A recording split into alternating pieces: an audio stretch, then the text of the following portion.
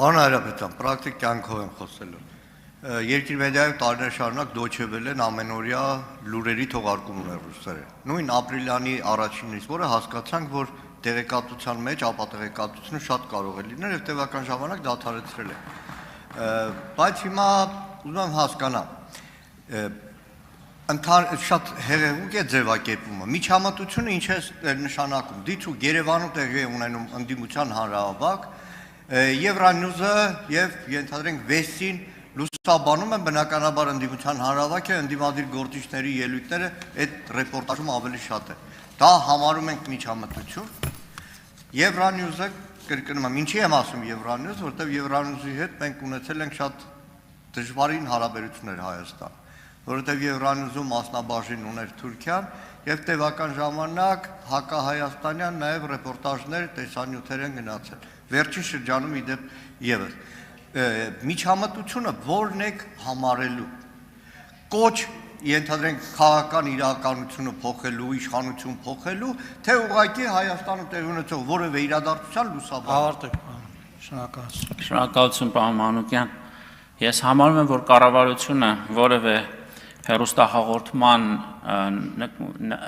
հեռուստահաղորդմանը կամ ծրագրին գնահատական տալու իրավունք չունի։ Այսինքն կառավարությունը չէ այն սուբյեկտը, որ պիտի համարի կամ գնահատական տա դա միջամտություն է, թե միջամտություն չէ։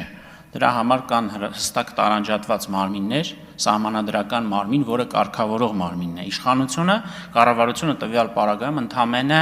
քաղաքականություն է մշակում, ասում է, որ կարգավորող մարմինը հետայսու օրենքով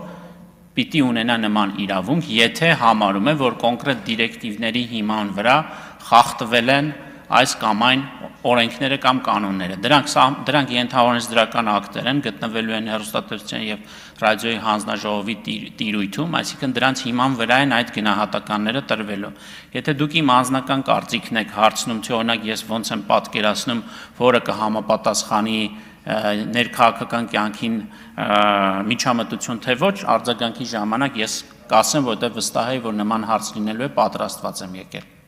Համեցեք արձագանք։ Պարոն Հայրապետյան, ձեր տեղեկությունների կառաջարկի այս նախագիծը հաջորդ նիստին, որտեղ ինքը զավեշտալի իրավիճակ է։ Դուք ասում եք դա կարգավորվելու է հրահով։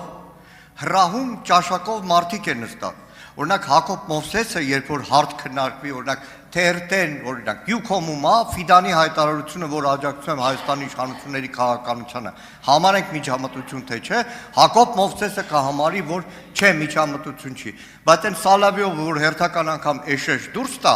ինքը անպայման կհամարի, որ միջամտություն է։ Այսինքն դրա համար եմ ասում, շատ սուբյեկտիվ է ձևակերպումը, եւ այդ սուբյեկտիվությունը, որը տրվում է հրահին, ըստ ճաշակի թիմքի է լինելու, որը համարենք միջամտություն, որը չհամարենք միջամտություն։ Եվ արդյունքում դրա համար է հասարակության մեջ անհանգստություն, որ այս նախագիծը այս պահին գալիս է ընտրությունների ժամանակ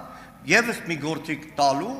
որպեսզի իշխանությանը ոչ հաճո հեռուստաընկերության ռեպորտաժի վրա դրվի սահմանափակում։ Եթե օտարերկրյա հեռուստածրագրերի մասին, որովհետև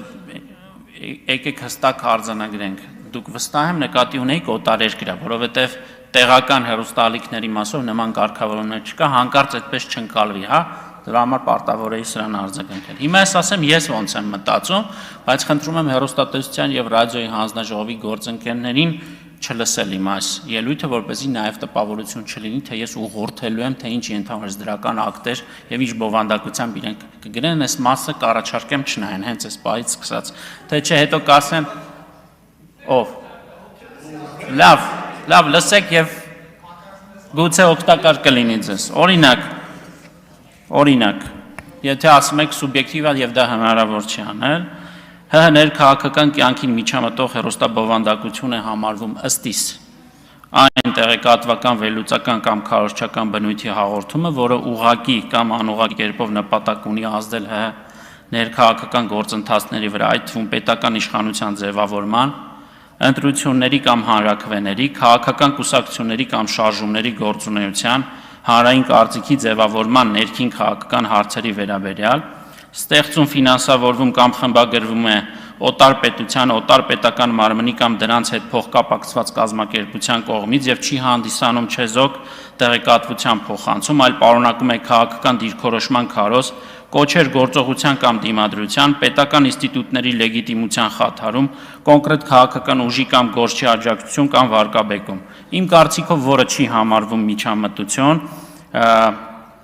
փաստերի վրա հիմնված լրատվական հաղորդումը առանց գնահատականների, ակադեմիական կամ վերլուծական քննարկումը, եթե չկա կոչ կամ քարոզ, միջազգային կազմակերպությունների պաշտոնական զեկույցների ներկայացումը, ՀՀ ներքին կյանքի մասին կարծիքներ, եթե դրանք չեն արտադրվել կամ ղեկավարվել օտար պետության կողմից։ Նաև գործնական չափանիշներ կարող եմ առաջարկել գործընկերներին, օրենքում կարելի է ամրագրել գնահատման ավարտում եմ, կես վայրկյան, գնահատման չափանիշների ցանկ, օրինակ բովանդակության նպատակային լսարանը որն է, արդյոք քաղաքացիներն են, հաղորդման ժամանակացույցը, արդյոք դրանք ընտրություններից առաջ են ճգնաժամի պահի են ուրեմն հնչեցվել, օգտագործվող լեզուները, ֆինանսավորման եւ խմբագրական վերահսկողության աղբյուրը, հաղորդման կրկնվող եւ համակարգված բնույթ։ Ես կարծում եմ, ըստ սուբյեկտիվ չի եւ դա հնարավոր է շատ հստակ եւ արդարացի սահմանել ենթաօրենսդրական ակտերով։ Արթուր Խաչատրյան, հաջորդ հարցը։ Պարոն Այրապետյան,